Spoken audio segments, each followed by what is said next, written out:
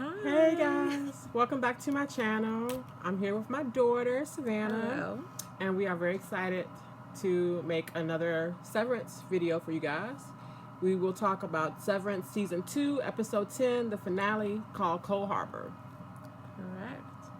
And we are in our typical Lumen Blue, but I'm very excited. In honor of Helly, she wore a different outfit today. She had on both of the MDR colors, the green and the blue. So I've got green in my jewelry, guys. I still count, okay? so we're doing the most for you. You're welcome.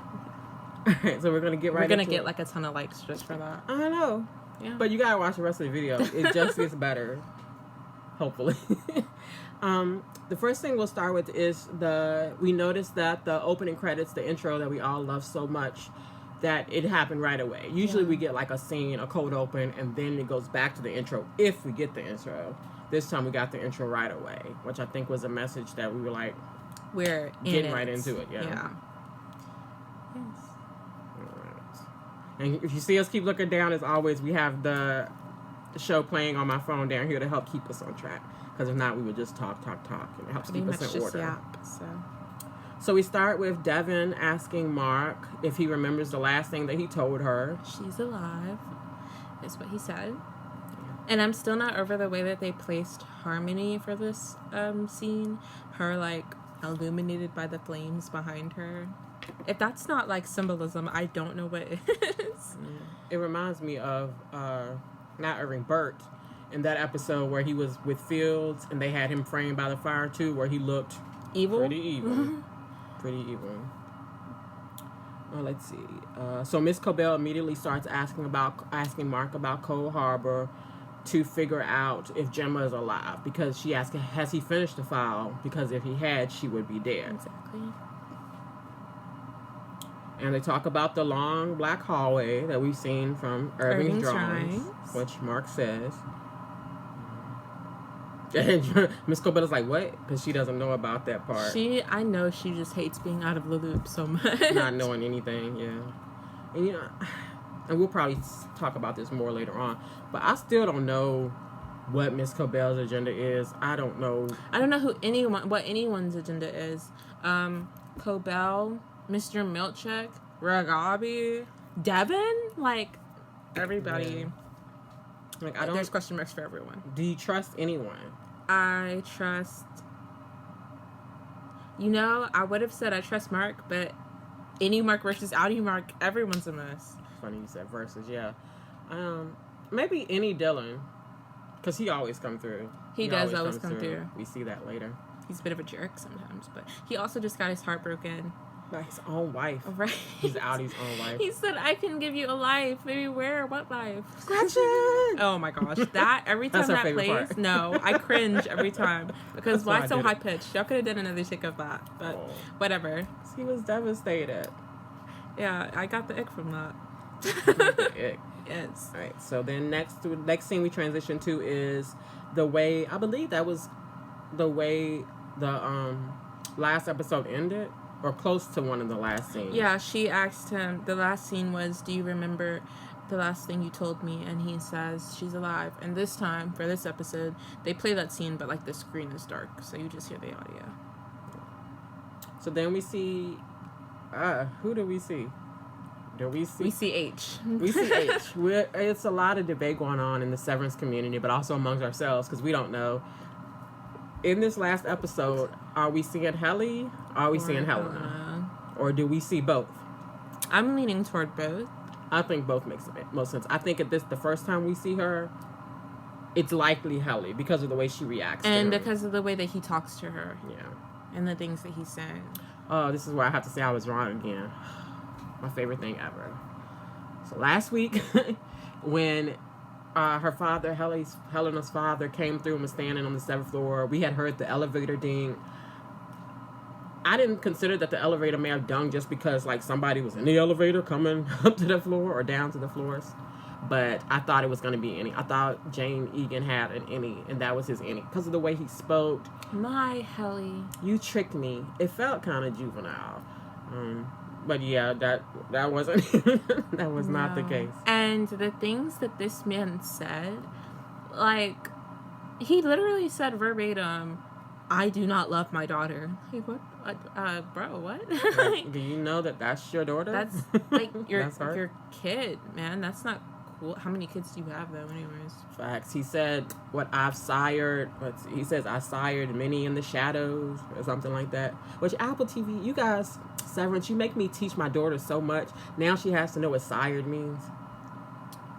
Yeah. And look, we're watching it play, right? So we see him walking towards Helly, and just he's such a slow pace. And part of me is like, well, you know, he's older, he's gonna move slower. But it just reinforces for me that Severance is not afraid to be awkward and to drag things out. No, Severance is definitely not afraid of awkwardness. Let's recall the time where, well, at the time that was Helena and I know what Mark. you're saying. Oh no, The like 10-minute maybe kiss, maybe Oh, not yes. kiss thing. that was so Like, awkward. this show is not afraid of awkwardness at all, actually. I thought you were going to talk about the last episode when he was watching her eat the eggs. Her dad was watching her eat I the wish eggs. you'd take them raw. And I never need to hear you say that ever again in my life. All right, so they're talking back and forth. He says he doesn't love her, how he sired so many other children, that he doesn't see Kier and Helena anymore. But he sees the fire of Kier and Helly. And then, after all this dialogue, we get this really awesome scene where she kind of stands up and rushes at him with what I'm assuming is her pen. It's like backwards. Yeah, and she's like, she yells something about how like the whole company was created in HE double hockey sticks. Thank you. And That's respect right there. says that they're all gonna rot there, and like we see their shadows. And I love film and I love art, and that shot was just really beautiful to me. And like while we were watching, my mom asked me, she was like, did you think that she was gonna like actually stab him? I have no idea. I never know. Just don't ask me anything actually about this show. I did. I thought she was about to. I thought she was about to stab him, like the girl hit the girl with the baton. She had it cocked back. Like I thought she was ready. gosh. I'm sorry. Well, she's okay. The victim is okay. Oh, that shot And is I feel just bad for her. Yeah, it is a beautiful shot. so beautiful. And like afterward, he looks at her and he says, "There he is," referring to Kier. So really weird, really Severance-y. So. And then he ends it before he walks away all awkwardly again. He walks away faster than he walked in. He says tomorrow is a big day. And I think that's going to be the revolving from Yes, season I 1 remember where you he said talking about the revolving. Because I know we've kind of got an answer to what it looks like they're doing, but I'm not so sure. I still feel like it may be a chance that we are moving consciousness from one vessel to another vessel. I'm sorry. I almost Speaking of things I can never, ever want to sorry. hear you say again. All right, so then we go back to the... Oh, wait. Cabin. Yeah, we go back to the birthing cabin, and I had a thought. It's probably in my notes somewhere, but I'm going to say it now in case I didn't put it in my notes. Knowing that it's the any birthing cabin, why was Devin there? Like, I get why she was at a birthing cabin, for birth. But for the any, and one that when pulled up to security and Cobell had the exchange, she could say one of James, no one's supposed to know. Like, I don't know, It's weird. They shouldn't have been there. And speaking on that, even though we have this in our notes later, I'm just going to go ahead and mention it now. Speaking of another place that Devin shouldn't be, Devin Rickings and the baby, the painting. Is the baby in the painting too? I'm pretty sure Devin is holding the baby. That painting, why are they there? I think there's a lot more to Devin I think there's a lot more to Devin, and I think that it will explain this sudden cooperation and teamwork with Cobell. Yeah. I'm constantly on the fence about Devin. And that sucks because I really like Devin. And that's okay. It's okay to have some nuance to a character. But I would like to be able to put my finger on whether she's good or bad. But maybe there is no good and bad. Maybe. I don't know. It's a little bit of both. All right, so we are in the birthing cabin. And Cobell is... They're trying to convince any Mark to do what they need him to do, to rescue Jimbo. And that's where Miss Cobell explains that the chip is only attuned to his floor, which is MDR. So if he went to O&D or choreography and merriment, he'd be back to his Audi self, right? Yeah, well, I don't know. We know not O&D because any Mark has been to O&D before. You're but I think it's right. on the same floor. Yeah, it's not about departments. It's about literal floors. Yeah. So I don't know about the I can't pronounce that. What is the CNM? It's because I said choreography, choreography, dancing. Yes, CNM. We don't know if they are on the same floor or a different floor. Yeah. But if they are on a different floor, I wonder, does that mean there are other severed managers? Like other people that's besides such a good Milchick, question. besides Miss Gobel? Because Mr. Milchick's title, according to Kier, is floor manager. He's floor manager. Mm-hmm. And we know there's multiple floors. So there has to be other floor managers. Yeah, they could do so many spinoffs with this show. So many. Like, whenever this show ends, I'm still not going to be ready. No.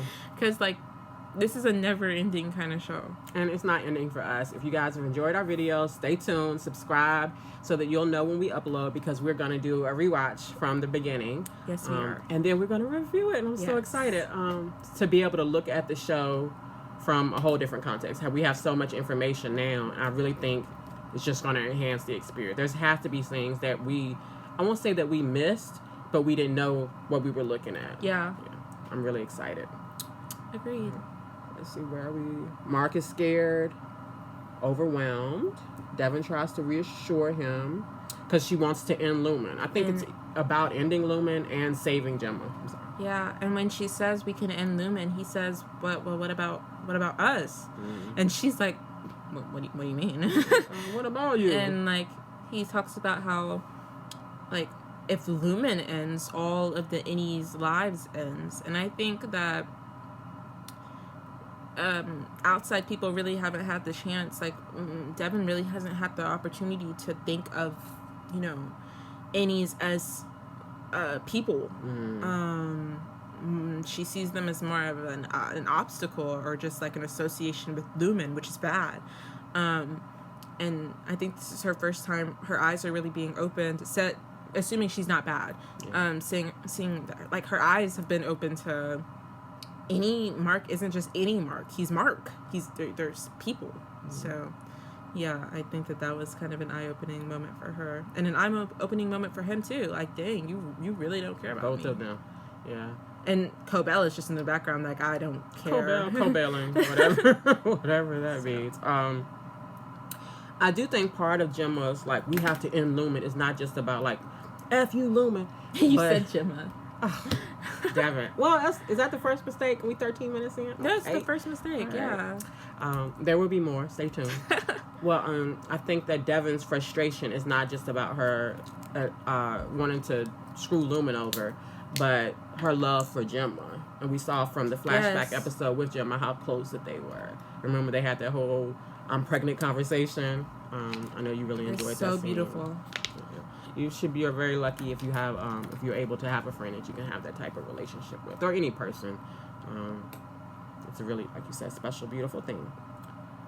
All right, and then we see, Mark has so many questions, and so they tell him, I don't know exactly, I can't remember how they phrase it, but they give him the video camera and explain that he should watch it and then step outside to record his message, like on the severed floor.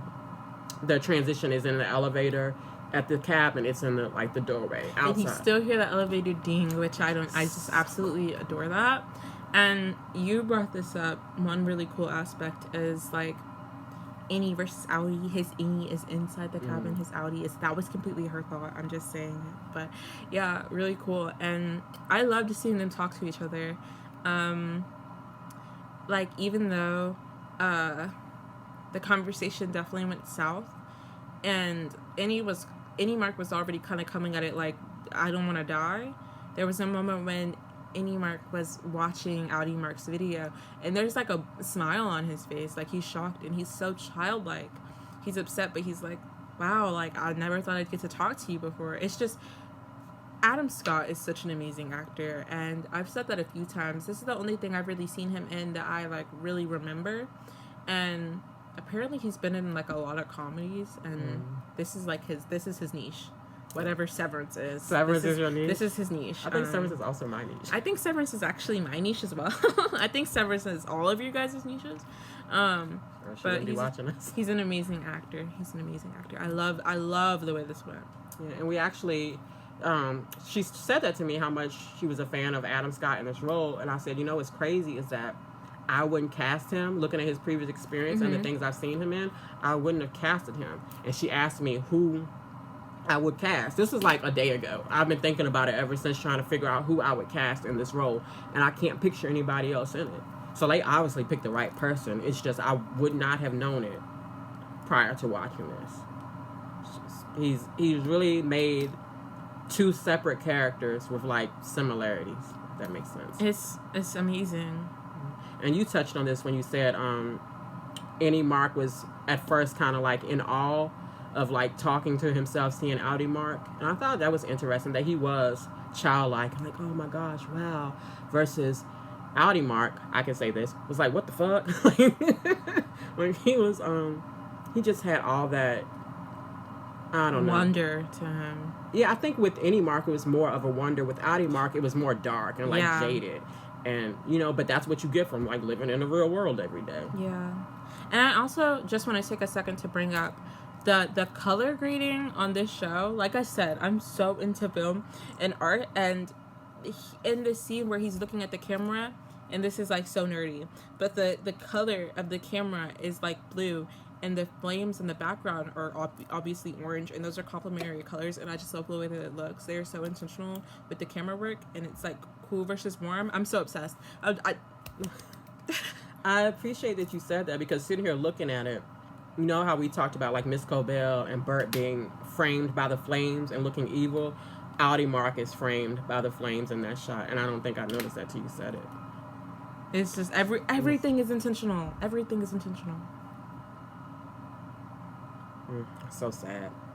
All right, but and we, I don't want to be repetitive, but I think we might have said how the conversation starts very friendly, very much like getting to know each other, being nice, and then throughout the conversation, throughout the back and forth, it escalates more and more and more to it's like very contentious at the end. I think part of the reason I'm so obsessed with this scene is because I'm a Gemini, but y'all might not be ready for that. I wasn't. All right, where are we? At the top, like always. Mm-hmm. I did, Audie Mark said, it's horrific what they've done to you. Mark, you did that? Yes, Lumen are doing whatever they're doing. Why is he at Lumen? Why does he exist? Yeah, you signed him up for that. But I don't want to say he wasn't accountable, because he started off with an apology. But he's not genuine. Yeah. He's not genuine at all. Yeah, even that's what like Annie Mark said when he said he called Helly, because I was getting mad at myself. Helly, the wrong name, and I think that's really where things shifted with Annie Mark, because, like you said, he felt that he wasn't being genuine. He was just like using him, only now trying to have like a relationship with him because he needed something. The conversation was very sales pitchy. I remember saying he was talking about, have you heard of integration? You may see some flashes. It was very like, I'm about to like take advantage of this kid.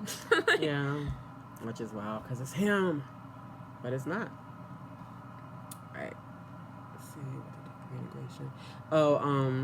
When Annie Mark is questioning Audie Mark about the reintegration, what that process would be like, I like the choice of words. He said left, right, top, bottom. I just like the splitting in half.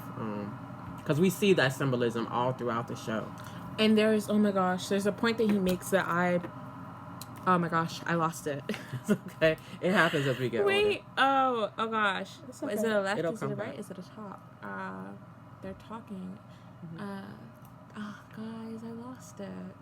It's okay. It'll probably come back. It'll probably be like right before you go to bed tonight, and it'll be like, oh, that was it. And then we'll make a YouTube short, and you will know too. I don't know if I should have paused it or played that. Let's see where we are.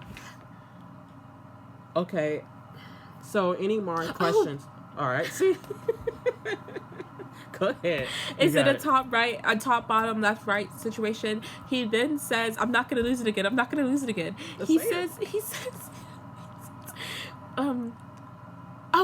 you have lived what, like 20 times longer than me.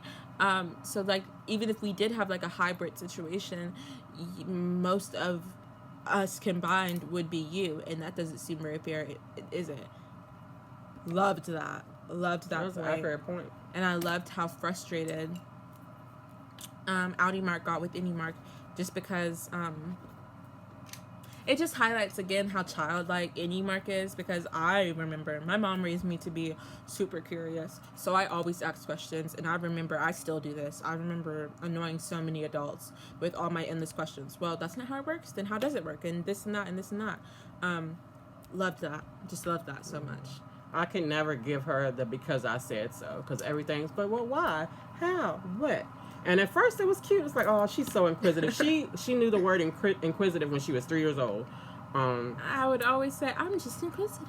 Yeah, and grown-ups love that. I feel like I remember you said there was a time where you gave me the because I said so, and I was like, I didn't ask why. I asked what. Yeah, we were at the grocery store. I'm pushing you in a stroller, and I don't remember what we were talking about, but I did answer because it was after work. I was tired. I was like, because I said so, Savannah. She said, I didn't say why. I said what? This old man walked by, just chuckled. I was like, okay, that's hilarious. What can I say? I have questions. Yeah. She has questions, and I do my best to find the answers. But I am so proud of you and your brain. Well, thank you. You're welcome. All right, so let's see. We're still on the back and forth with the marks, and ultimately, any mark is done. He's like, no, I'm scared. Oh, I forgot. Reintegration. See, that's where you get it from. As Audi Mark is pitching reintegration to Any Mark, and Any Mark doesn't even know if he believes it, if it's a real thing. And then once they actually go back inside, I'm going to skip to that. Any Mark, he's had enough. He calls Devin, and he basically calls bullshit on reintegration. And Devin turns around and looks at Miss Cobell and says, well, he's not wrong. And that makes me wonder, does reintegration work? Because all we've seen so far are the flashes. And Petey died. R.I.P. Petey, bro. You deserve so much better. He was so charming. I would love to, I don't know how we could have more Petey, but like more flashbacks of Petey. Yeah, I liked him. And he was funny. I love when he said, you do know what I'm going to say. Mm-hmm. I love when he was talking about Mark, and he was like, I was Mark's best friend. He was my good friend. It was funny. So I know we've seen Irving have the, like, when he falls asleep and, like, the black goo visions.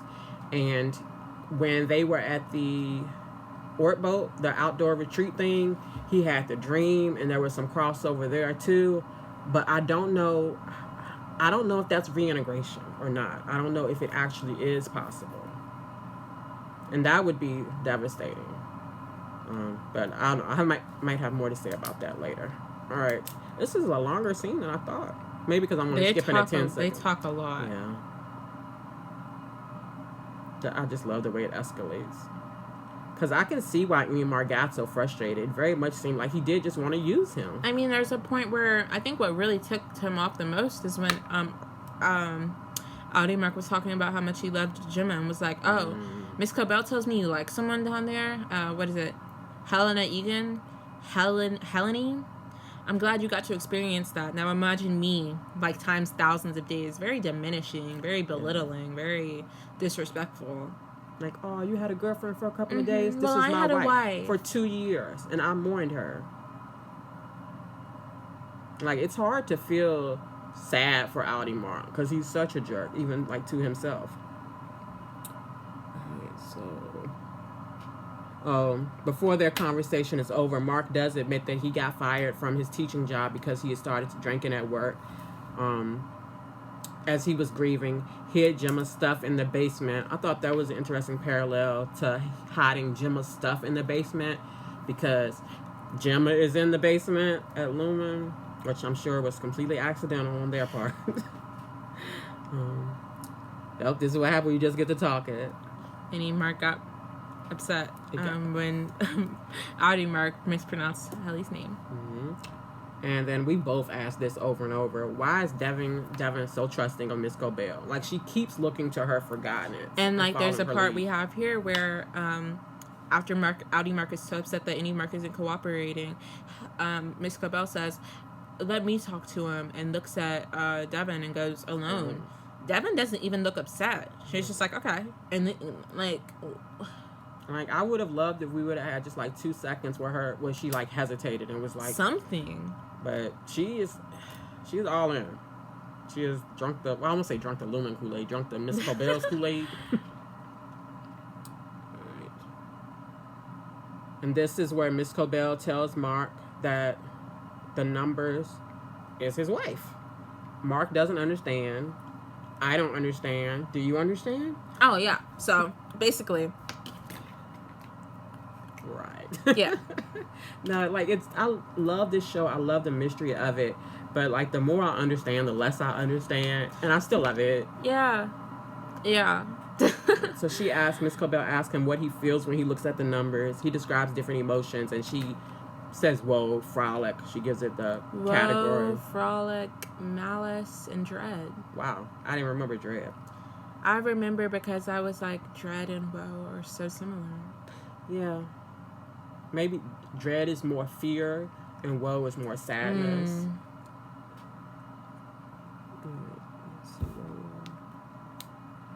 Okay, she says the numbers are your wife, the doorway to her mind. We explain the feelings. She explains the feelings as the 4 tempers, and then we get Waffle Party flashbacks with the numbers and clusters like kind of mingled together. She says every file is a new innie, which is crazy. All right, and we're back. Yes. There was not a glitch in the Matrix. You are not tripping. We had to step away for just a second. We're gonna pick up where we left off with Miss Cobell telling Mark explaining the whole process that makes it make so much more sense to us now. That every file that he's completed is a new innie. And he's completed 24? Well, no, since if he completes Cold Harbor, it'll be 25. So No, both are true. Yeah. He's done 24 so far, and Cold Harbor will be the 25th. And I remember for a while now I've been thinking that there are infinite number of innies, and I still don't know if there's a possibility of being like endless innies. But now we know. We went from like 1 to 25. And even before today, I thought it was like 6 because that was the number for the rooms we heard. We saw. Yeah. But like every one was a different room. And I didn't even think about this. I wonder what other kind of torture was going on in the rooms that we didn't see. Like the stuff that we saw was bad enough already.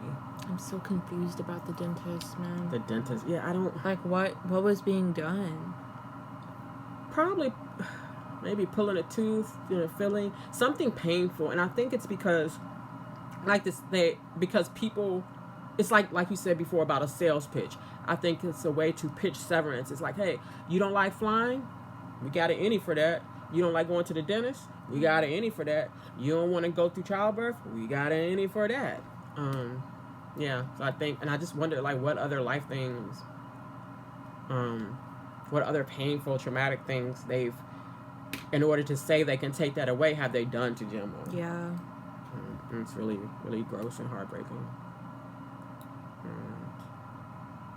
And Miss Cobell asks how he feels when he looks at the numbers. Well, first she says, what do you see when you look at the numbers? I think that's really weird because Miss Cobell knows knows the process of refining. So I wonder if there's something there.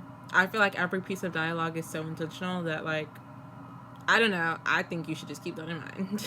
Yeah, I agree. Like, it all matters. And this, I think we said this before, but in this montage of her explaining what the numbers are, we see it cut with footage from the Waffle Party. And that is legit. That's gross. But we see, like, each temper and, like, what the dancer that represented them. Do you think those are severed people? What if that's their job? I don't know what those are. To dance at the Waffle Party. Yeah. And we see a couple of the different file names for the room. Town, the Christmas room. We only see like glimpses of the ones that we've already seen, but we've already seen. I do wonder what the other ones were. All right, and then Miss Cobell says tomorrow will be your final day at Lumen. Because Lumen won't need Gemma or Mark anymore, apparently.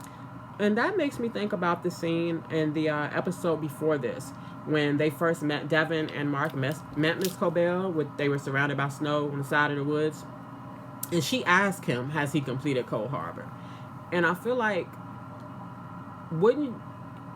if he had completed Cold Harbor, wouldn't he be fired? Or not there, like not around no more?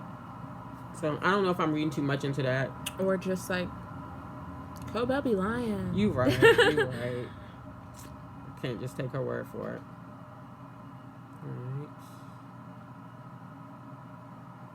I said that. Okay, and then I don't remember how it escalates. Well, they just yell at each other. I don't remember exactly how it escalates either. And he questions her real motivation. He's like, why are you telling me this? What's going on? And then Cobell, being what Cobell does, she's, Mark. Oh, that was really good. Thank you. I mean, okay. I don't know if that's doing a good Miss Cobell impression. Mark. You know, she said, there'll be no happy ending for you. She's an Egan. You're nothing to them. Oh, and that's when he's like, I don't believe you.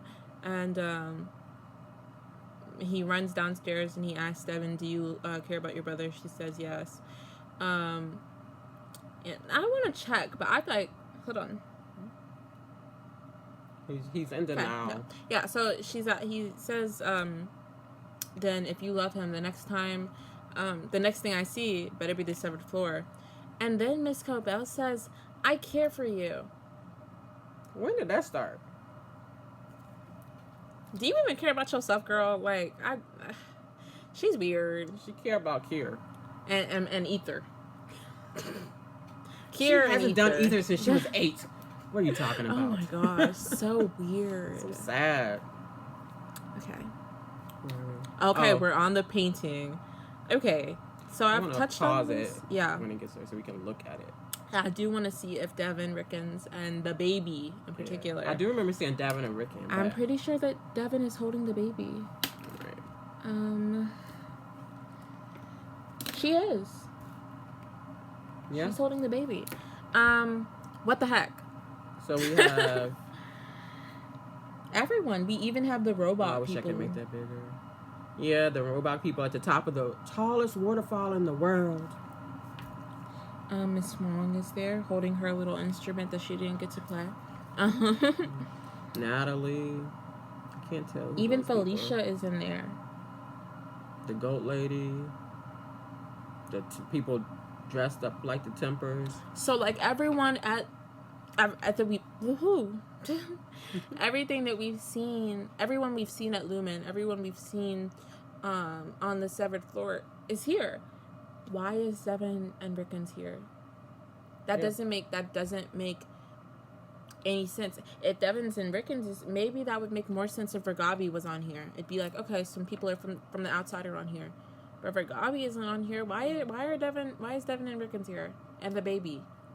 It's also interesting that Mr. Granger is there. He's been there for a minute. So why isn't Petey there? Like, this is so weird. Yeah, why isn't Petey there? That's a good point.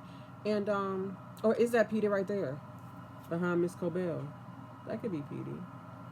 I thought that was the dentist. Is that the dentist? I wish I could. But it'd be weird for him to be behind Miss Cobell. Yeah, I'm gonna zoom in. We're gonna watch this on the TV and maybe do like a 5-minute video talking more about it. I think that'd be cool. But Miss Cobell's there. She fired. I said we were going to talk about this later and continue to talk about it. I'm sorry. But it's so weird. It's so weird. Sorry, so let's see. Mark gets out. He's staring at the painting. He's confused. He's like, what in the world? And then look how much time passes. Let's say 1, 2, 3, 4, 5, 6, 7, 8, 9, 10, 11, 12, 13, 14, 15, 16. So it 16, maybe 20. I didn't have like an actual timer. Ooh, that I should have did a timer. But Helly comes out of that elevator really quickly behind him, and it's supposed to be staggered. H comes out of the elevator very quickly. Because I remember that it's a very specific thing they do every 5 minutes to make sure they don't run into each other. Like I remember from season 1 seeing the montages of them go by the security guard and seeing the clock up top. Maybe Helena, because we're on the outside. Maybe Helena was just in a rush to get to him because she knows what today is.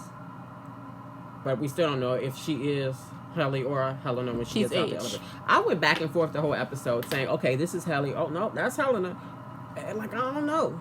For all I know, she went in, like, the storage closet and switched up. Maybe she got her own separate thing. I don't know. But it's interesting. Let's see. They hug. They missed each other. And then she sees the painting. And she's like, what the heck? And regardless of who she is, that surprise seemed genuine. Is that shaped like an eyeball? Perchance. Right, and they both have things that they have to tell each other. And then we go to see them walking down the hallway in the dark. Everything is in the dark. Yeah, I don't know why. I feel like I would... Well, not in the hallway. I wouldn't turn on light in the hallway because I don't know if you know where the switch is for the hallway lights.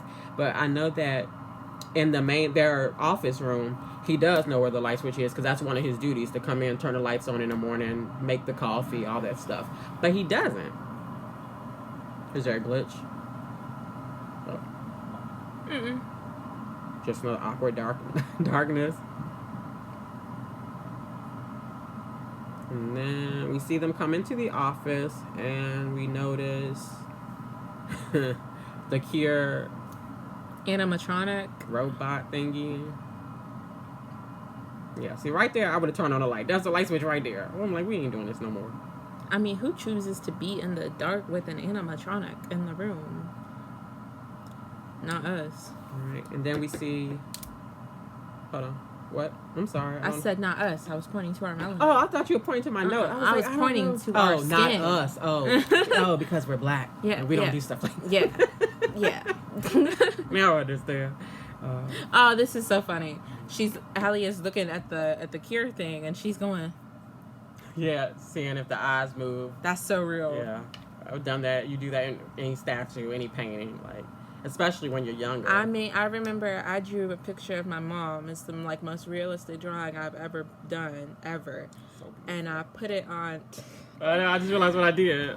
Your art is beautiful. I was keeping it in my room until I think it was for Mother's Day. Mm-hmm. And there was one night I had it up, and I'm laying in my bed sleeping, and I see it. And I'm looking at it. And mind you, it's so realistic. I remember tracking it, trying to make sure it wasn't looking at me. And I'm the one that drew it. So that was real. Watching. I had to put her face down, y'all. I was like, you looking a little too close, Mom. If anybody's interested, comment below, and I'll post the picture of it. It's really I won't say really beautiful, but it's really well done. And maybe I could draw you. If you should be so lucky. All right, so we see. Oh, you should post my drawing of Mark. Yes. At some point. Yes. I'm trying to figure out where it is. I mean, I know exactly where it is because I keep all of your artwork. Of course. Right? Like, it's in a glass case. Yeah. I do know it's one of a couple of places. Yeah, but I should do that. I think I did put it. I think I posted it in the Facebook group when you first did it. And that was before you even watched Severance. You just did it for me. Yeah. I'm pretty sure. I joined one of the Severance Facebook groups when it was like 100 people in there, and now I don't even know how many it is, but I don't really participate in it that much. I don't really do Facebook anymore, but the cool I'm not going to go off too much attention, but the cool thing about that group is that when it first started and it was just a few of us, the actor that plays Kier was in the group. That's so we cool. were like, praise Kier. It was pretty special. One quick thing about them being in the room with the animatronic, or that's what I'm going to call it, guys. We noticed that, one, they were in the dark, really weird, but two, neither one of them said anything about Dylan. And at first I thought this was weird.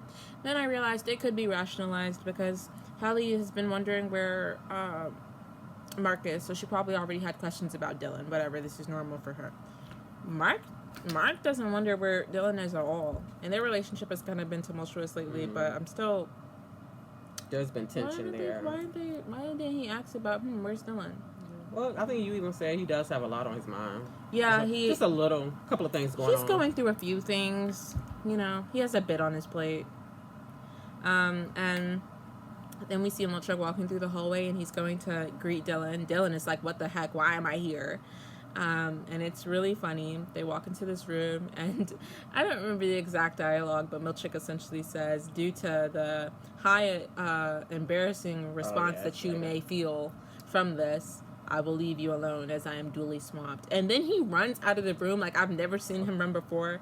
We talked about this. This episode has really shown us Mr. Milchick is in shape. Mr. Milchick can move. So good, so athletic. And just like you said, he can move. He got rhythm. Yes, and like his joints are crazy. And I'm 17 saying that, y'all. Like he does so much athletic stuff. Yes. Athletic, stuff. Like moving his body and muscles and stuff. Like I just know he was sore. Like I hope they gave him like an ice pack, or ice bath, some Epsom salts, like some ibuprofen, something. So yeah, he runs off. Yeah. So and they did this show.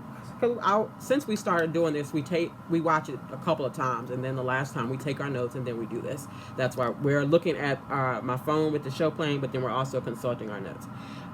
This was one of the harder episodes to take notes because we're cutting to a lot of different things. So much cutting, and it would just be like the 10-second scene, and then we get another 30-second scene, and then back and forth. So I know that there's some things that we are kind of putting before they come in the order of the show, because it just makes sense to talk about it that way. All right, so next we see another heartbreaking moment. Like, look at her eyes. We see Gemma, and yeah, she's Gemma here. She's I can't. She's opening a cabinet to see what the wardrobe is for today, and it's the last outfit that she wore last time she ever saw Mark. Probably the night that she died, or whatever happened. Whatever. The last night she was out in the free world.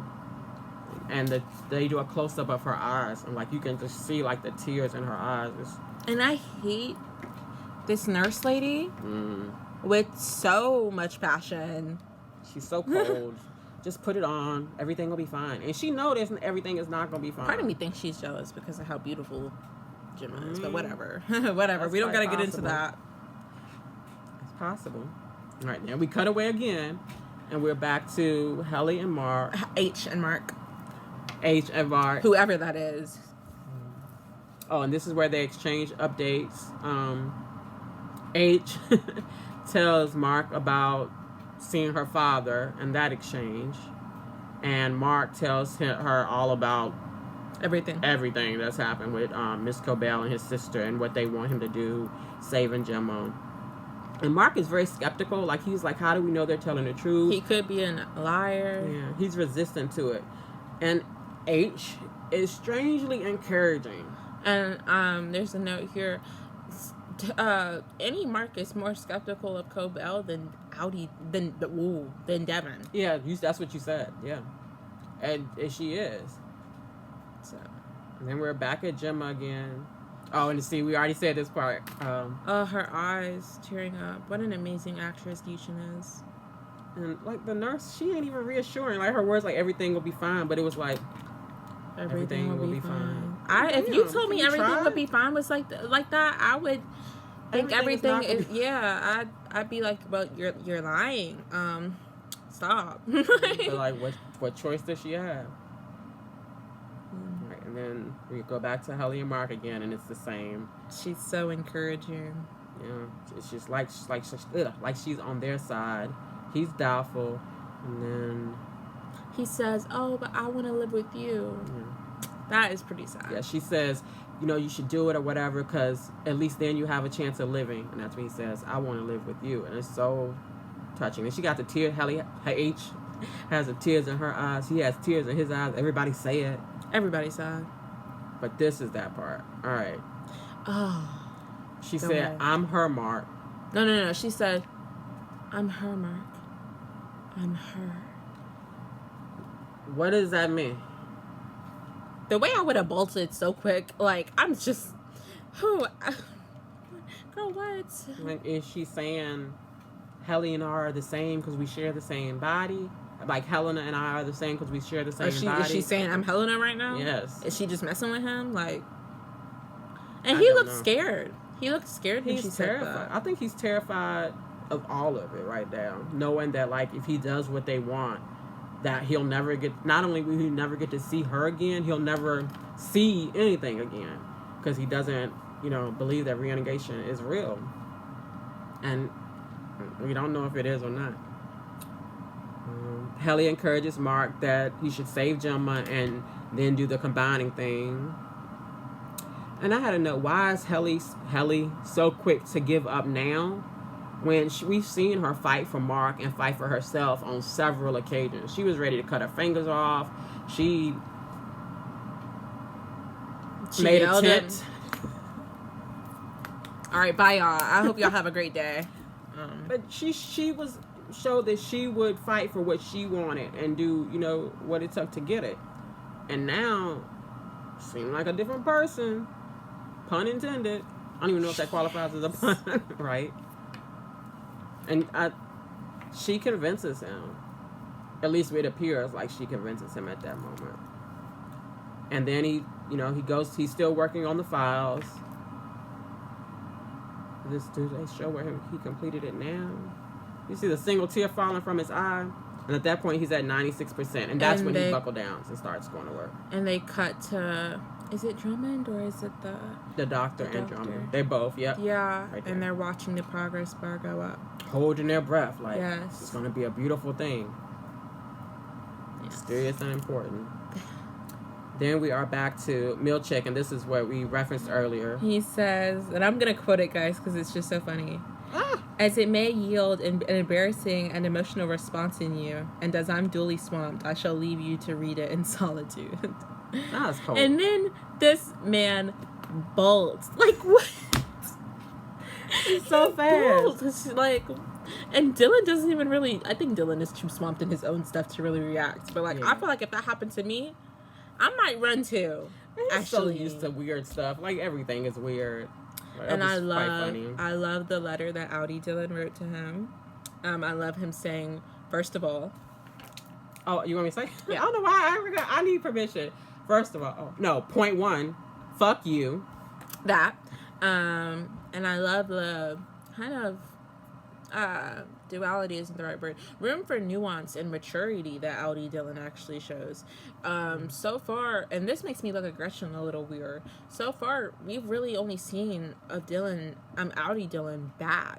We've seen that he's not the most attentive father, not the most attentive husband. He doesn't make really the cookies. He doesn't really keep a job. And while all this might be true, it is kind of weird that Gretchen only talks about the bad sides of Audi Dylan. And we see here, Audi Dylan is very mature seeming. He talks about how they have the same, what was it, physiology, same build. Yep. And basically says that he understands why he likes him. And he's actually ultimately glad that he's around because he hopes that one day Gretchen can see what she sees in any Dylan, in Audi Dylan, which is just really, really sad.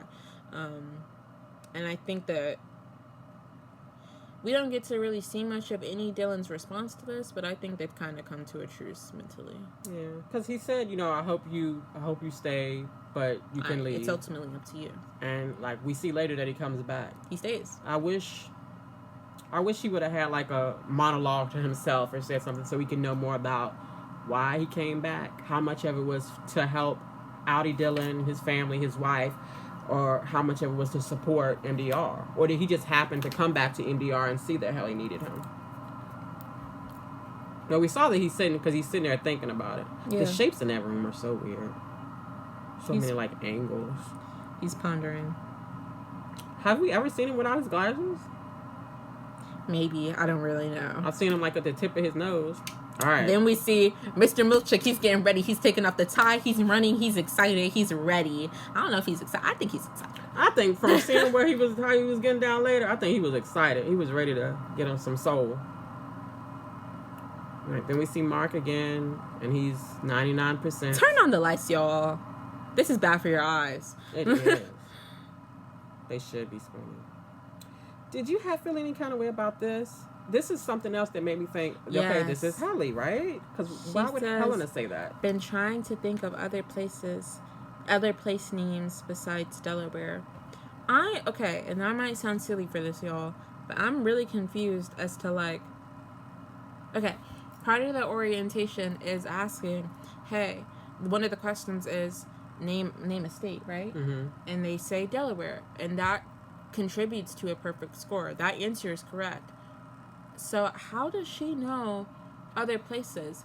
And I don't think that this makes her Helena, because Mark doesn't seem confused by the places she's naming. I think she said Zimbabwe, Europe, and the equator, and it seems like he knows what those places are. So I'm really confused as to how that's like a part of their knowledge. Is that weird? Like I don't get how they know what those are. Like, yeah, we have a few moments in the show where I think we just have to continue to like suspend disbelief. But like going back to season 1, Irvin got in the car and drove. Yeah, he picked up a map and knew how to read the map. First of all, he had a map in 2025. Well, 2022. But we don't know what world they're in, if it's the same kind of world as us. But yeah, he was able to drive. Understood like traffic signs and laws and switching gears. I think that might be a little bit different. Okay. Because I don't remember the technical terms, but I do know. I remember maybe muscle memory. Yeah, and I feel like maybe it was in a Lexington Letter, maybe it was in some deep dive we watched. But like they talked about the different types of memory that Severance accesses. Like they're just like him knowing how to drive, he knows how to talk, and he knows English. Like I think part of that is like maybe muscle memory. It's a different kind of memory. Yeah, I remember. I don't remember what we watched, but for me, what confuses me about her knowing different places is it's not necessarily muscle or it's more cognitive based. How does she if she's not supposed to know what those places are, the only places she's supposed to know is Delaware, because that's for the orientation. When did she gain knowledge of Zimbabwe, Europe, and the equator? When was that implemented? Yeah, that's a good point.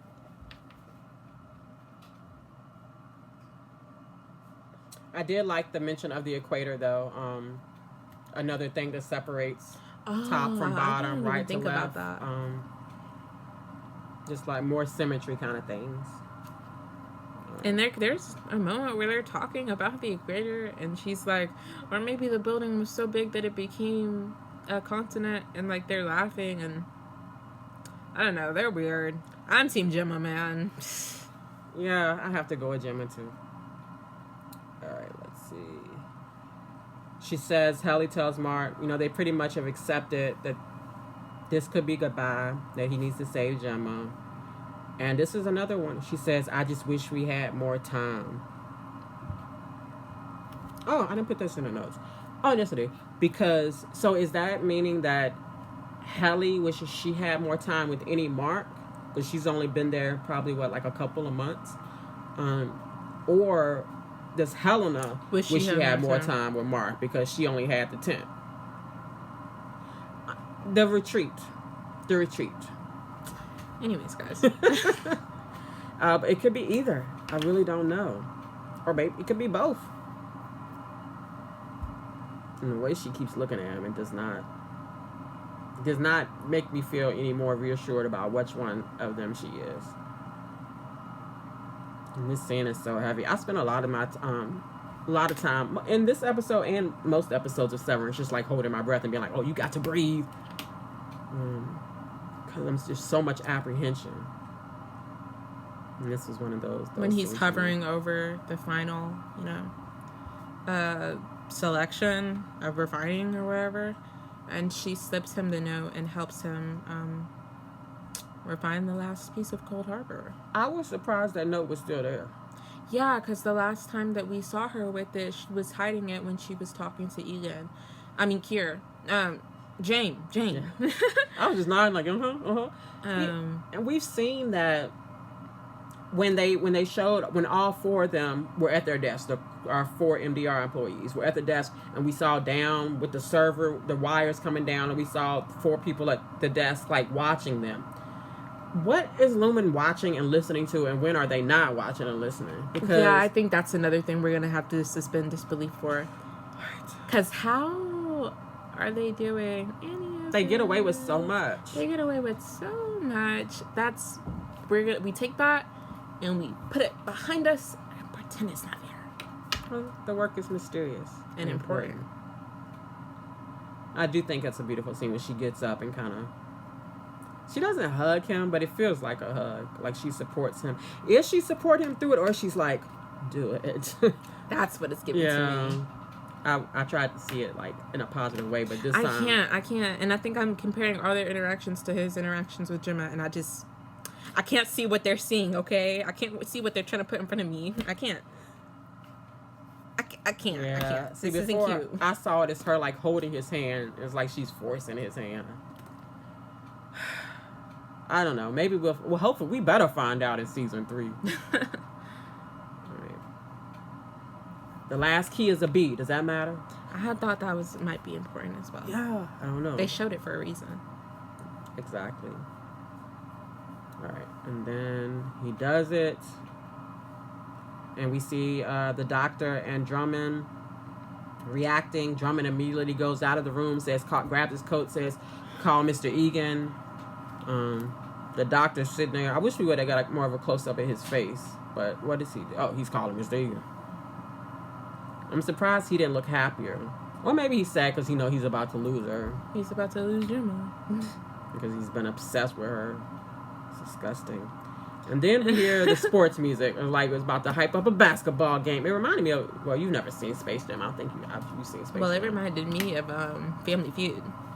Okay. Where they run out there. Yeah, same kind of energy, getting hyped or whatever. So weird. Really? You think so? I don't think it's a lot weird. All right. And we're back again. Yes. All right, so we hear, I said sports music. She said Family Feud. The hype music playing. Now let me press play. With the spotlight on the Cure. Animatronic. Say it again. Animatronic. Okay, I would say robot.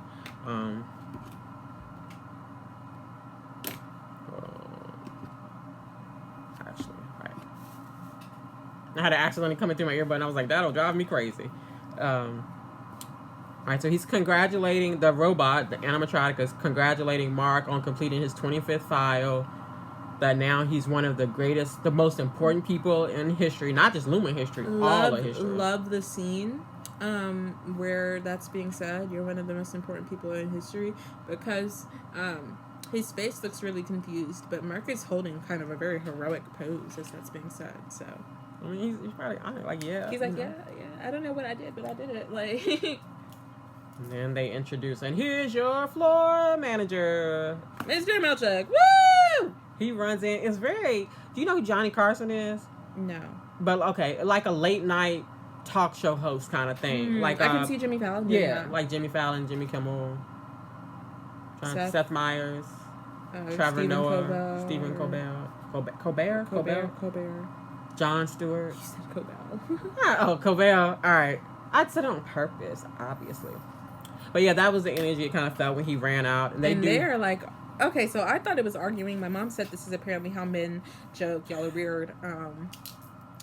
Anyways. Some guys. I think it started off as playful banter. Like you could tell, like Milchick has his cards, his notes written down. You could tell he knew what he was going to say, and he knew what he was going to say. Up until he said something, and then, hold on. He used words, like the Milchick type words. He says, keep going. I want to quote Milchick. Well, before you do that, I'll say, Kira says, he's basically making fun of Milchick for the words that Milchick uses and said, good thing you didn't write the first appendix, because it would have burst. Meaning, like, with all the words you use, it wouldn't have, like, fit into there. And so then... My ear burst. And it hurt him. It hurt Milchick's feelings. He's like, another thing. He says, it's an honor to receive your barbs, Mr. Egan. The legacy you've left behind is truly and irregularly larger than life. And he asks, you mean my company? Mr. Milchick says, no. I mean this wax statue that's 5 inches taller than you actually were.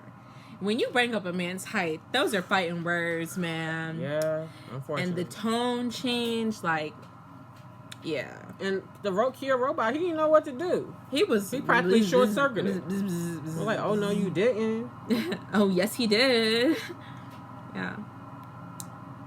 I wonder if he was short. And he says, thank you for that feedback, Seth. Yeah, the way he says Seth is very, very Slytherin-y, very snaky, very insulting and demeaning. And, like, you're a wax statue, bro. You're not even real. Like, right. Are you? Right. And then Milchick introduces, I cannot say this word, choreography and merriment. Funny little thing here. He's saying it.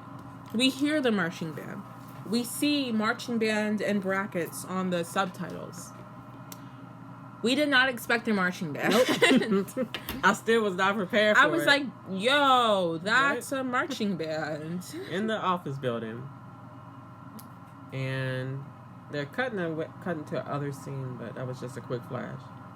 Yeah, it cut to the nurse telling Gemma, let's go. And they're surrounded by, the band has the green light and blue light for Lumen. And yeah, as it happens, the nurse is walking. Everyone. Yeah, it's so sad and somber. And it's such a... contrast? Thank you, contrast. Yes, contrast, very good. A contrast to have the marching band playing the hype music and then Gemma effectively marching to her death. Is in the outfit she wore when she died. Ugh. To go take apart the crib. Right. With the song that was playing when Mark was yelling, taking apart the crib upstairs. It's torture. It's death upon death upon death. All right, so this part, we see the marching band, they do their first thing or whatever. And then they go, Mark! And at the I don't know what boards that they have, they put them up top. This is like you see at sports games, at football games, and then you get an aerial shot. And this one says 100% and a picture of Mark. It's lovely. But, like, who was that for? Just us? Because, like, they can't or is somebody, is it? I don't know. Maybe. It's a possibility. I feel like every question we ask ends with, I know. It's like I said, the more we learn, the less we learn. And Mark ain't never smiled like that. He ain't never been that happy. Nah. Maybe just when he was with Helly. Ugh. I didn't mean it that way. I was just meant like... No, I meant, it's in no, Gemma. Oh. It's better. Okay. Is what I thought it went too far. Alright, so then we see Mr. Egan. And his little tiny desk. Barely an office. Like a tiny desk. Yeah, so he can come. They said the efficacy test will begin shortly, yeah. Which I guess that's just... Well, I guess it's effective to see how effective all of this has been done. And it says on the screen that it'll begin shortly as well. And we cut to Mr. Milchick is about to get down. I wonder, like, did he stretch first? Because I would have caught a cramp. Was this choreographed or, like, did Tremel, the actor, was he just like, all right, y'all, I'm gonna dance? Like, I believe either way, like either he trained for this role and was like, I'm gonna study with some marching band people, or he was like, has experience with a marching band. He is too on beat. He's getting down. Yeah. And like he changed his clothes. He's wearing the pants and the socks like they wear. Like he really put his all the gloves, the baton, everything. And you know, I wonder if this is another sign of Milchick like trying to make things like liven things up. Because I cannot imagine Miss Cobell doing this. No, not at all. Miss Cobell would be like, oh, you've pleased me. I don't think she would have just touched you like a pat on your shoulder upon request. Yes. And then if you would have said yes, she would have. Right, and we got a lot of eye contact with Helly and Mark as I'll see you at the equator. Yeah. And like going into their plan. I'd say get a room, but I actually don't want you guys to. They had a room. They had a tent and a room. I do wish we could have seen them talk out what their plan was, because Okay, them taking the walkie-talkie, putting it in the toilet so it doesn't work, so Milchick can't get help. That feels like a very thought-out plan to me. So why couldn't we see that? Because for me, if we would have seen seen H come up with that plan, that would have told me whether it was Helly or Helena. I feel like it seems like a Helena plan. Because it's so well thought out. Yeah, and Helly's more impulsive. I don't know. But she takes the walkie-talkie, puts it in the toilet, and Mark runs off with the map and the directions. Then Helly locks H. And she's asking the marching band for help. They still playing their little trombones, y'all. Yeah. That, I guess they're just thoroughly severed. Like, they'll just follow the instructions because that's what they're there for. And then we see Dylan. He's walking down the halls like a man on a mission. Mm-hmm. And then we cut to Drummond walking down the black hallway. That's another one of those, like, symmetry things. The way Dylan was walking down the hallway, him walking down the hallway. I didn't even catch it, like, the first 5 times we watched this.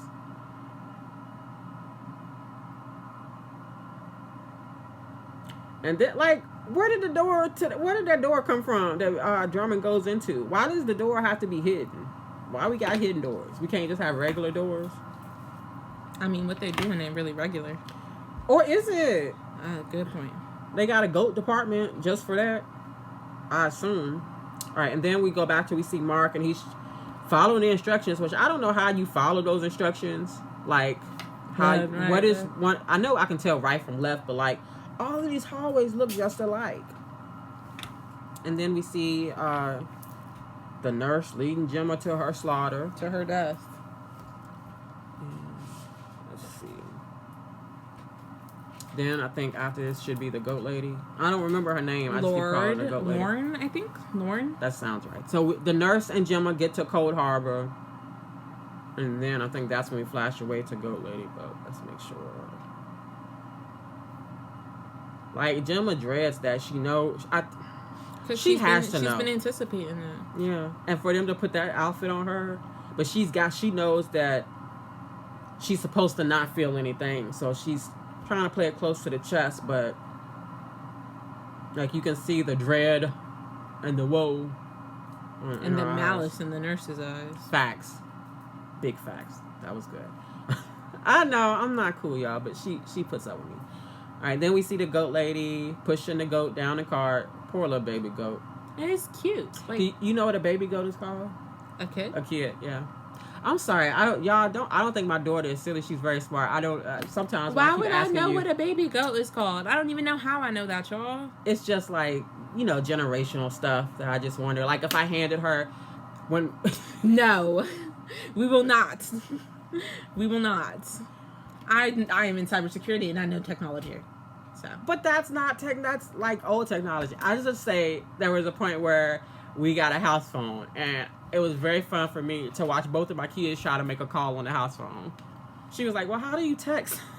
I said, I just laughed. Where's the internet on the house phone? I'm growing as a person, okay? Well, you're just learning. It is not your fault you didn't know because we never used it before. You haven't seen it before. Because technology moves so fast. All right, so the nurse does her finger prick thing, and then we see Gemma go into the room. She hovers in the doorway. And the doctor is telling her to come enter the room. He says it twice before she actually does. And I wonder how much she did remember. Well, I know she looked down at her clothes, but that could have just been instinctual, just looking to see what she had on, because she doesn't know who she is. It is surprising to me that she reacts so calmly upon entering this room. Because the way she reacted, her coming into this room, in this very moment, like, that's the birth of a new Annie, right? That's the same way it was for, like, Mark and Helly when they woke up on the table. And it was like... She should be disoriented. Yeah. I just wonder if it's because she's been gone through this so many times that, I think she appears pretty disoriented. Mm-hmm. But I also think that Gemma's pretty... I think Gemma's a pretty stoic person, actually. I think this might be her disoriented. Mm-hmm. Like, I don't want to say we haven't seen her experience much emotion, but we haven't seen Gemma yell. She's very mild, even when going through a lot, I feel like. Yeah. And when we did see them have an argument after at least, one of the miscarriages. And she wasn't yelling. Yeah, she wasn't. So it makes sense. But he has to repeat, enter the room a couple of times because she doesn't want to. That's disgusting. It's disgusting to have like this be the test. Like one of the most tragic moments she went through. With that song playing. It's just like, not just that they're like testing to see if the chip holds, if the barrier holds, but it's like they're trying to break her. They're trying. And then he asked the question that we've heard the most in Severance. Who are you? Who are you? Or where did you go? But he asked, who are you? And she says, I don't know. Perfect score.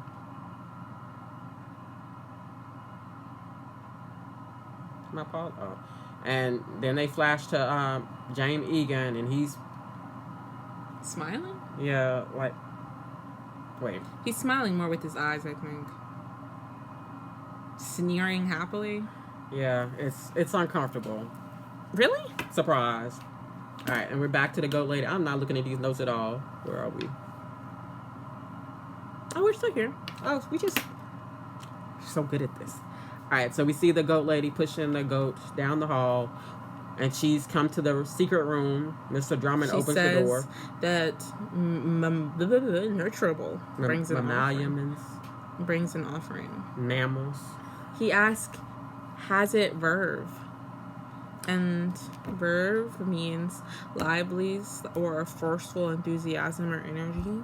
My mom Googled that. I was going to say we knew that. I was about to lie. I'm just joking, y'all. Like, I was going to say we just knew that already, and then I was going to admit the truth. I was only going to lie for a few seconds, but it's okay. And I don't know if anybody knows that word. I bet Milkshake does. Well, duh. Milkshake knows every word in the book. You know what? He probably learned that word from Milkshake. He's like, I'm trying to get more like him so he can keep up in the conversation after Milkshake undressed him last week. Poor goat. I don't know what that was. That was him closing the door. Okay, I thought he was staying woke. I was like, what? Drummond been about that. He tells her that the beast will be entombed with a cherished woman who we are only left to assume is Gemma, and says that the spirit of the goat must guide Gemma's spirit to cure. And he asks if the goat is up to task, which Lauren says it is. Just real quick, that the phrasing that he used for that reminded me of, like, in Egypt, and I'm sure this is probably other cultures too, guys. I didn't really pay that much attention in history because it was kind of boring, but I do know a little bit about the pyramids and how they, mummified people to, like, and they would also put, like, animals or, like, other people or piece, like, not furniture, but like special tokens, to guide them to whatever god they believed in too. So I thought it was just another religious culty kind of thing, something where, as crazy and bizarre as this show is, that kind of grounds it into an aspect of reality.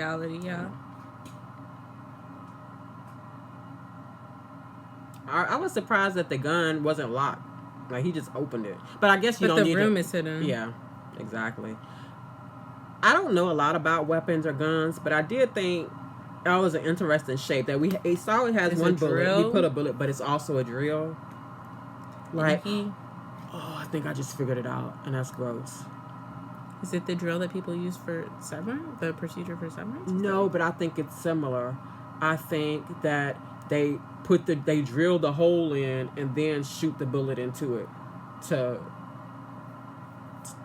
go bloody mess. And I don't know why you even need to do that. Like, one or the other would do the same job. Maybe I'm wrong. And he gives it to the goat lady. I think her name is Lauren. He gives it to Lauren and makes her. And she asks him, as she's about to, how many more do I have to give? So she has done this before. Yeah. Then we're back at Gemma in the room with the crib, approaching it, and I think this is where he tells her to take it apart. And she does hesitate, but she picks it up and does it. All right, then we break up. We go to the next scene with Milkshake trying to get out of the bathroom. Wait, Milkshake. Did we mention when Dylan showed up? I don't remember talking about Dylan showing up. Well, Dylan shows up. Yeah, and when it looks like Milkshake is about to get out, he's like, Helly, where's Mark? And she says, I don't know. And Milkshake looked like he about to run for it. Then Dylan swoops Comes in. with the vending machine. Yeah. Yeah, I don't remember saying it. Then we're back to I'll tell you, this episode is back and forth, back and forth, back and forth. So yes, we see him. Now to another scene. We see Drummond giving Lauren the gun. And then we see Mark running down the hallway, which I guess, I don't know what is even in this room, but that's the room he thinks that he needs to go in. That is the right room. Because it's to the elevator. Yeah, and when, the hallway. And to the elevator. That's where Drummond came out from and went across the hall, yeah. Again, I noticed every time I watch this, I notice something different. But Lauren, and she's about to do it. She's got the gun to the goat's head, and she looks like not happy about it.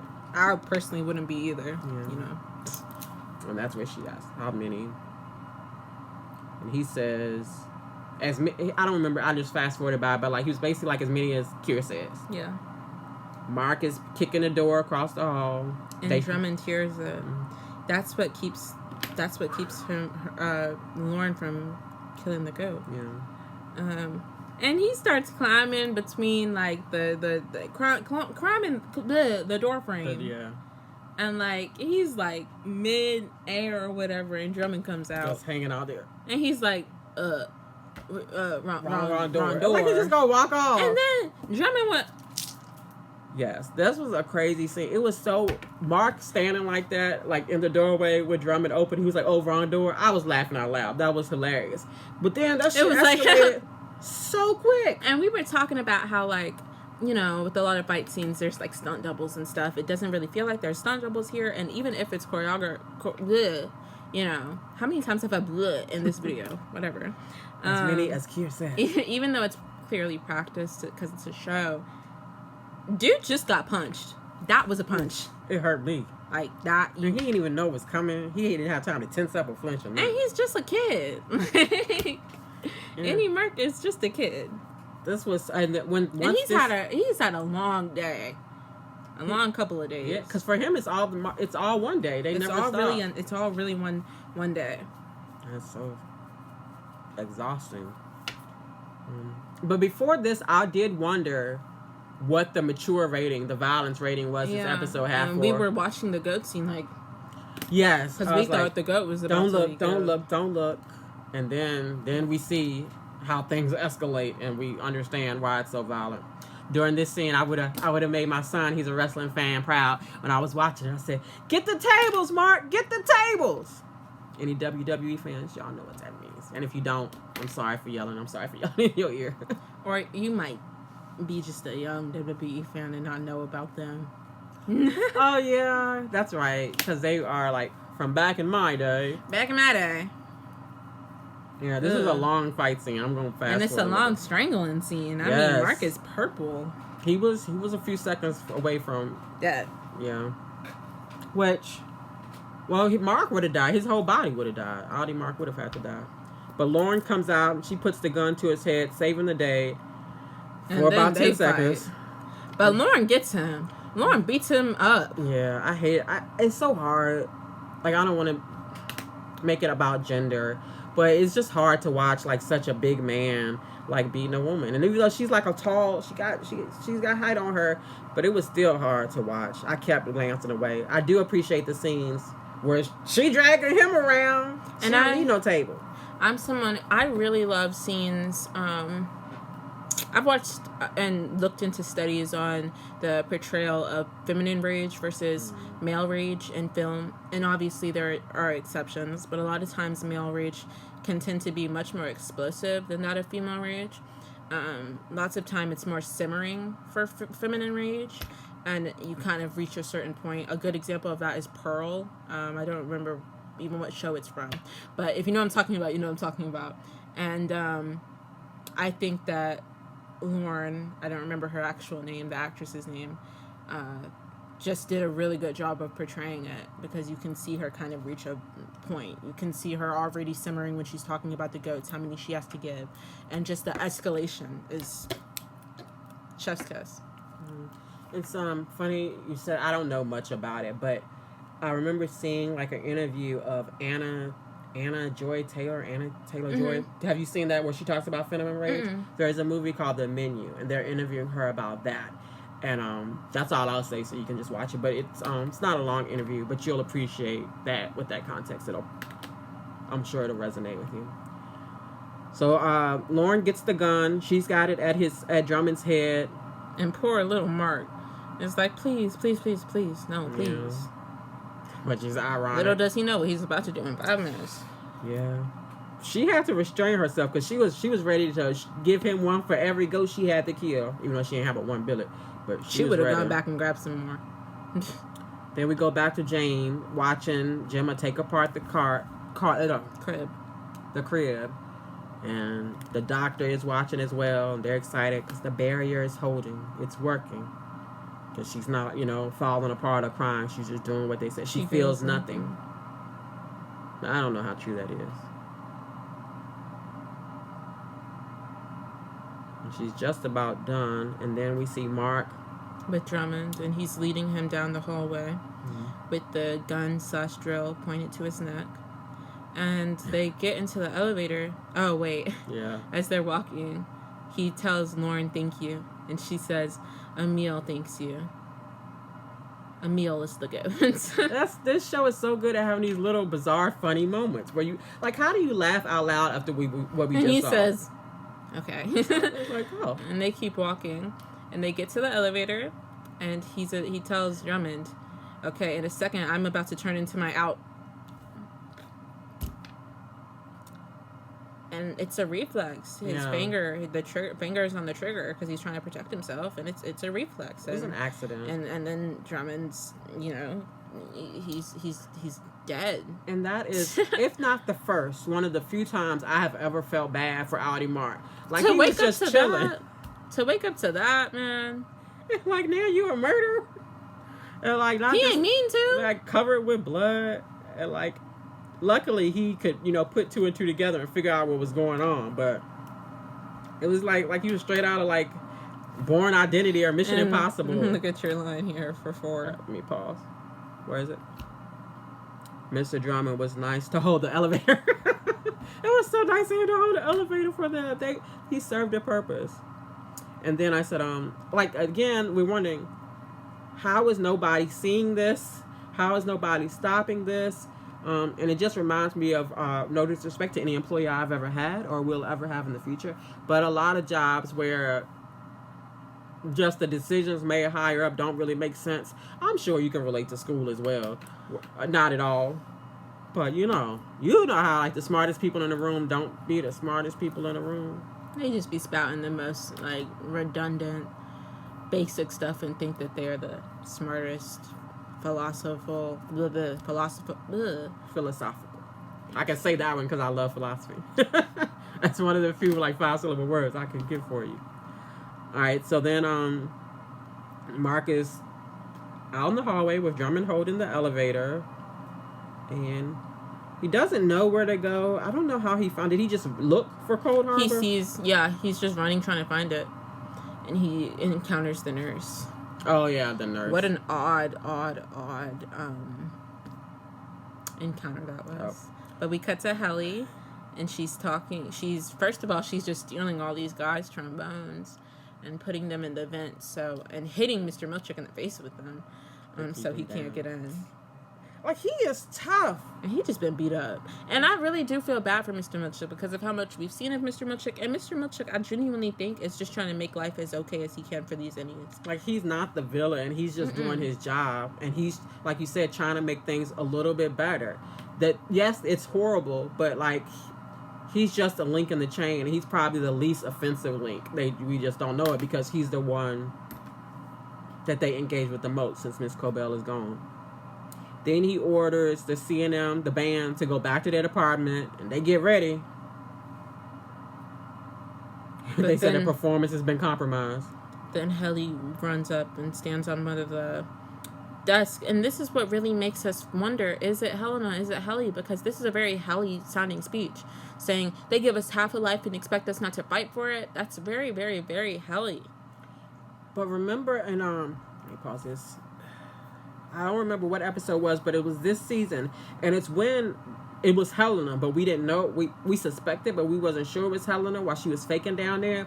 And when they found the goat department, and they was trying to get the goat people to help, she made a similar speech then, and she was pretending to be her. She would have the paper showing in everybody's face, the flyer of Miss Casey. So, as much as Helly would probably not like to admit it, Helena, besides that walk, was pretty good at impersonating Helly, which makes sense because she's part of her. And there's a note here as well, and she talks about Mr. Milchick. If she would have called Mr. Milchick Seth, we would have known it was Helena. But she's like, "Isn't that right, Mr. Milchick?" And we both was like, "Oh, if she would have said Seth." Yeah. But maybe they want us to wonder. All right, then we're back to Mark looking, and then we're back to Helly. That was like 2 seconds. All right. She tells C&M, "I know you've lost friends too." And then we cut to Mark as Helly's speech is playing in the background.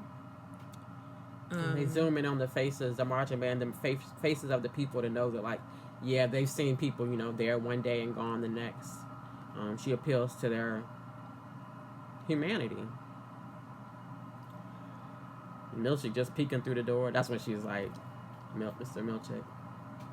She begs him to help her. Then Mark encounters the nurse. And he tries to force her to open the door.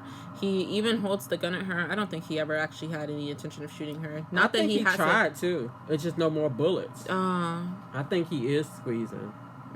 See, when he's doing that, I think that's him like, the gun's not working. She just screams and runs away, screaming Dr. Bauer's name. He tries his own hand for the door, and it doesn't work. And then he uses the tie that's soaked with Drummond's blood. So smart, Mark. So smart. And it works.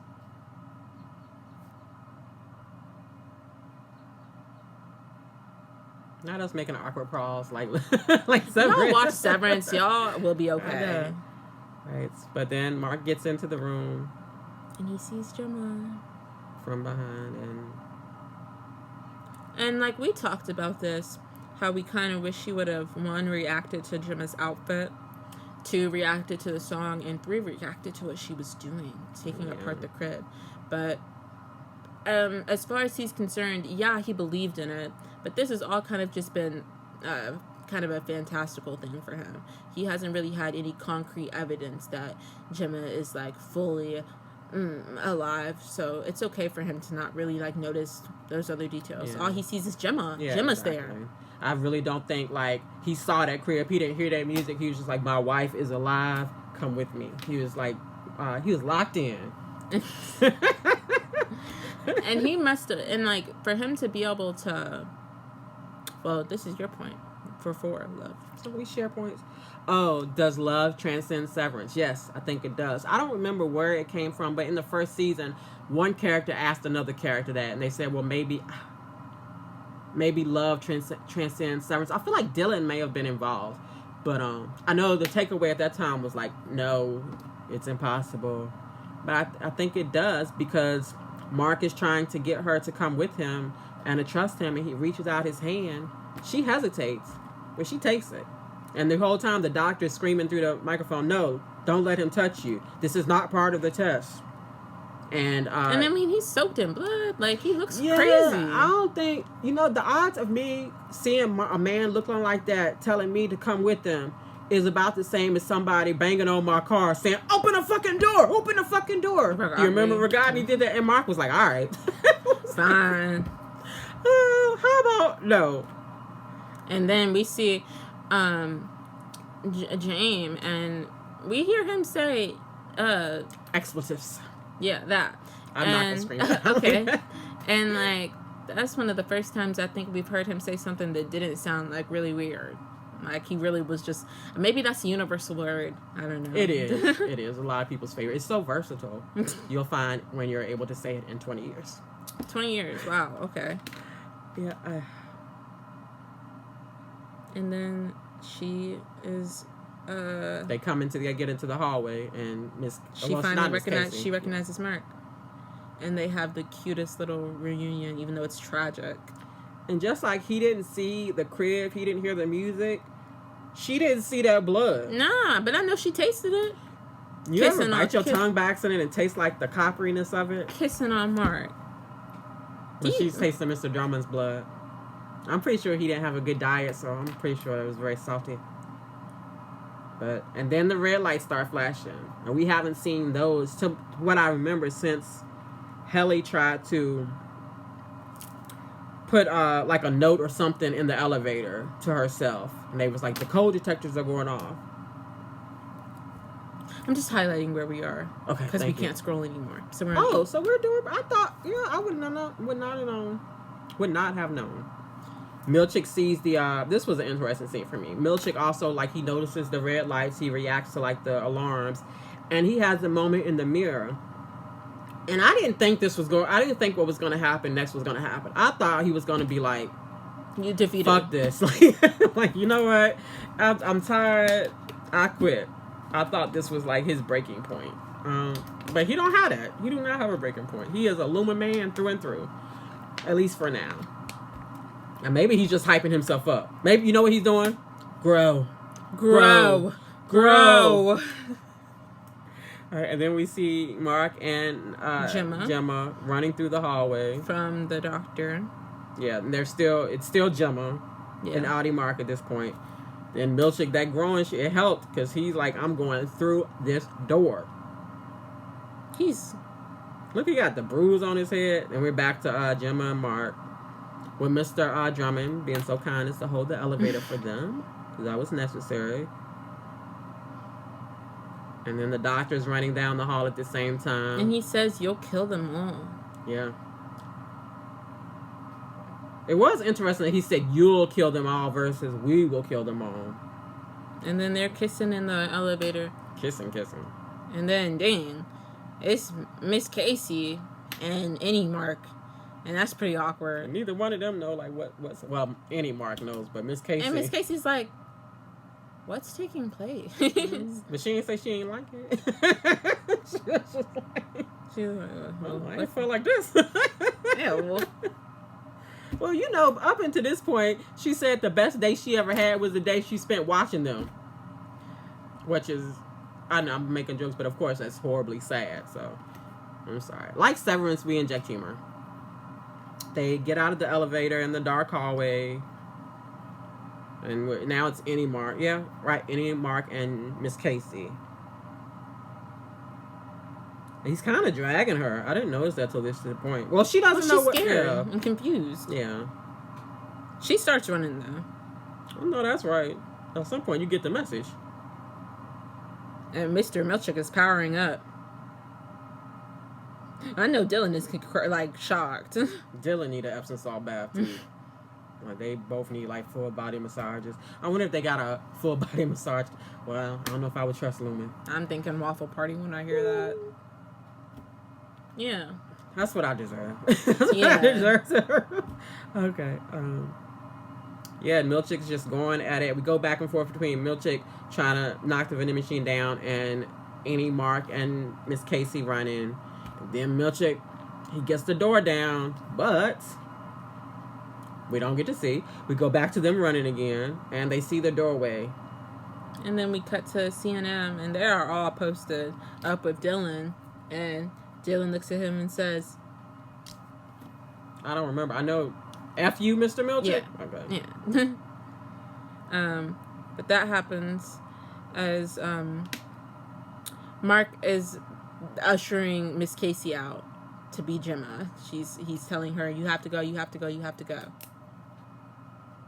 I'm making this a note so we don't forget before we finish. And Gemma, we finally see Miss Casey turn into Gemma. She's out, and she's begging Mark to come on, open the door, come on. And Mark's hands hover over the door for a second. We think, oh my gosh, he might actually, leave. I tried to manifest it. I was like, do it, Mark. You can do it. I will help you. But she's saying we have to go home. And I don't even know where home is. Because she doesn't live in the same place where they lived. He's in Lumenhausen. She's begging, and then H comes out. I think she's Helena here. It's given that it feels like that. Like that's the scene where from the that reminds me of the opening credits where she's just kind of standing there, and I think in the opening credits they had the scene towards the end of it where Helena's standing with that outfit on, or Helly's standing with that outfit on, and it flashes between her and Gemma, Miss Casey, back like in their like as if they were the same person. And I think that was just to show that he had a choice between the two. And she doesn't say a word, does she? I don't think she says anything. She calls his name. She says his name. Okay. And poor Gemma. She said, like, my man just rescued me, and now he's looking at this chick. Who is it? Or what? But actually, Gemma might know who Helena Egan is. She's an Egan. Audie Mark knew who she was. So that's even cold. You done been tortured by these people, and now you losing your man to him too, to her too, them too. And it's like she was so encouraging, like an hour ago, and now it's like I hate her. I hate her. You know what she says? Choose me, pick me. Love me. That's a Grey's Anatomy reference if y'all don't know. Oh, poor Gemma. Gemma's just begging. An amazing actress. To know that he's like right there. She can't even open the door because it's locked from the outside. And he makes his choice.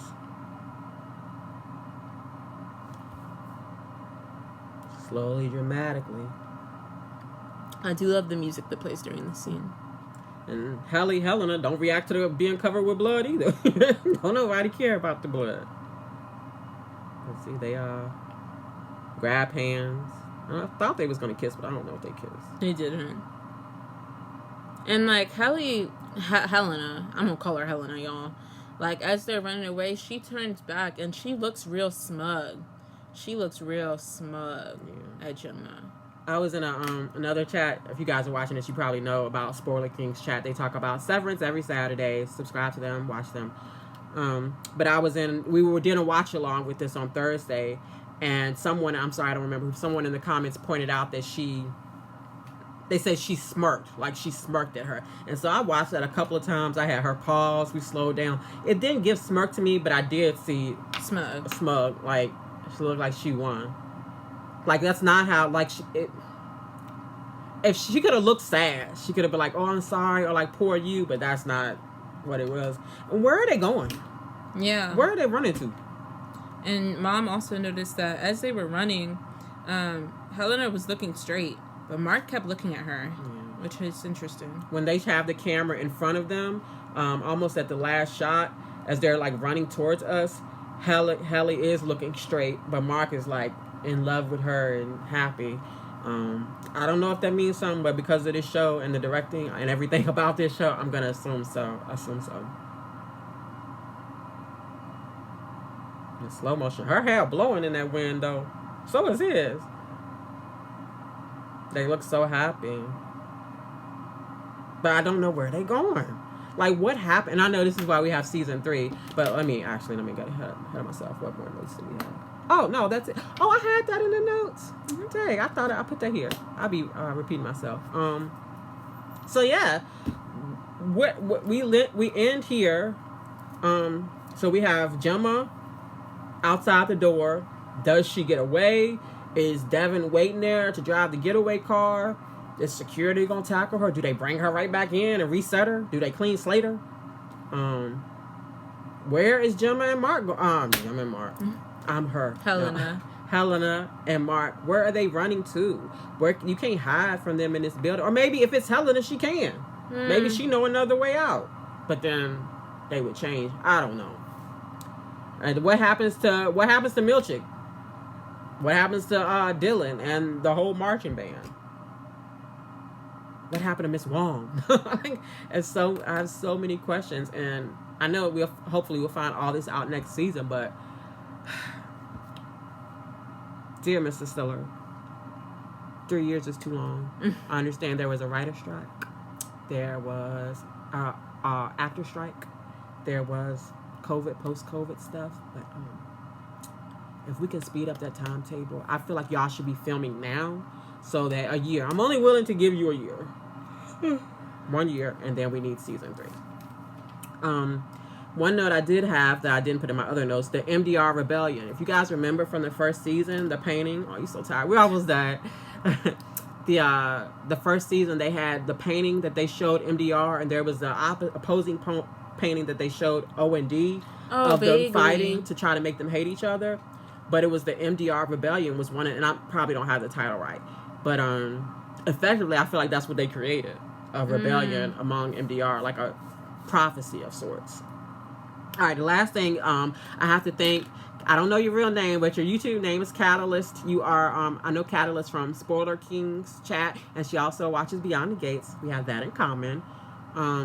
But she pointed out in Spoiler King's chat last Saturday that the show was called The After Hours. The episode was titled The After Hours, and she brought to our attention that was also a Twilight Zone episode. Yes, and you watched it, and then I watched it, and it was really good. It adds a lot of context and gave me a lot to think about.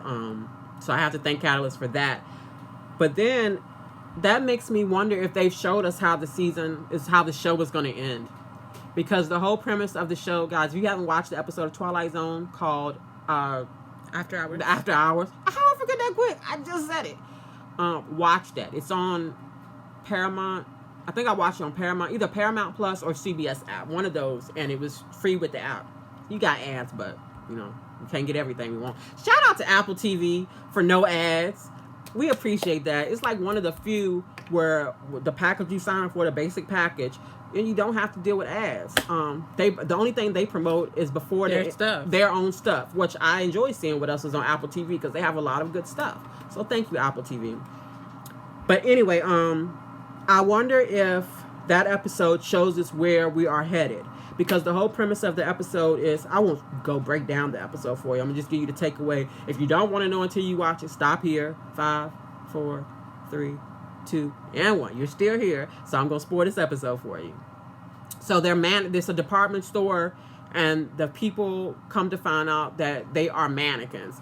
And once a month, they get to take turns going out. So you have a lady who's a mannequin.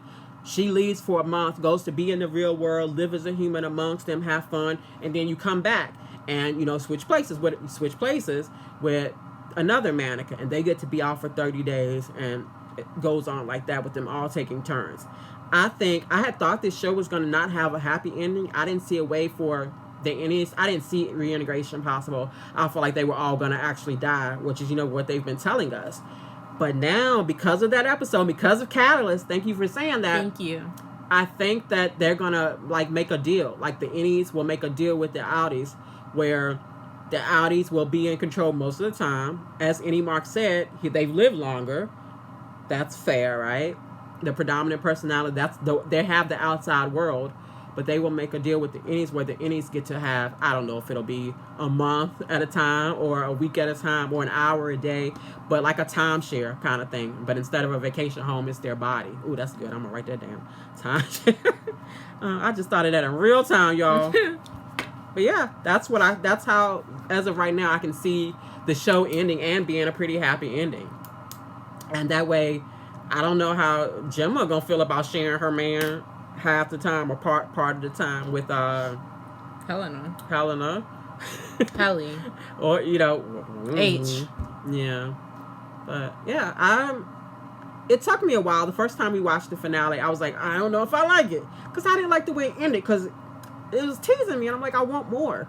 But that tends to be how it is with this show. I just want more and more and more. So after a few times watching it, I only liked it more and more every time. And now that we got to the Twilight Zone takeaway, I'm really I was already looking forward to next season, but I'm more satisfied with this season. Anything you want to add? One thing I was thinking about for season 3, our thought process is that it's probably going to have a lot more of Gemma, and it's probably gonna hopefully be told from Gemma's point of view, because it's kind of a switcheroo now. Mark is stuck, and Gemma's gonna be trying to get him out. So I'm really looking forward to the opening credits. I'm hoping the opening credits are from Gemma's point of view. And there are so many avenues for that. I was jealous that I didn't think of it as soon as she said it. But like she said, she wants the artwork to be like the same style that we're accustomed to. I just want it to be Gemma. But then we're going to have like Gemma and Gemma's 25 Audis, where we saw all the wash before and all the different outfits. Yeah. I got chills, y'all. It's going to be so good. And I think if they don't do that, then damn, they waste a good idea, because that's so good. That's so good. And it would be so visually satisfying to watch, because they've given us the pieces. And it'll be like the opposite. Like, the way they've done it so far is that we see the opening credits, and then once we see the episodes, we find pieces of the episode in the credits. This way, we've seen the episode pieces first, and then we'll see them in the opening credits. Right? I think that's really cool. I'm really excited. I'm so excited. I just don't want to have to wait a long time. But I will try to be patient. And in the meantime, I will enjoy all TV shows equally. All right. But if you guys enjoyed this, watching us throughout the episodes that we've done, stay with us. Just subscribe or come back regularly if you don't want to subscribe. We are going to do a rewatch starting from episode 1 and catch up to this episode and do reviews for all of them. I don't know if we'll do brand new reviews for the episodes that we've done so far, but at least like a few minutes. Yeah. Like, hit on it. We might not break it down in detail as we've done, because it's been so recent, but we at least will talk about like how we see things differently now and whatever ideas we come up with in the meantime. Yeah, thank you guys so much for hanging out with us. This is one of my favorite things to do. Not just I get to hang out with my daughter, but that we get to talk Severance and then engage with you all too. All right, I'm gonna keep rambling. Okay, 3, 2, 1. Praise Kier.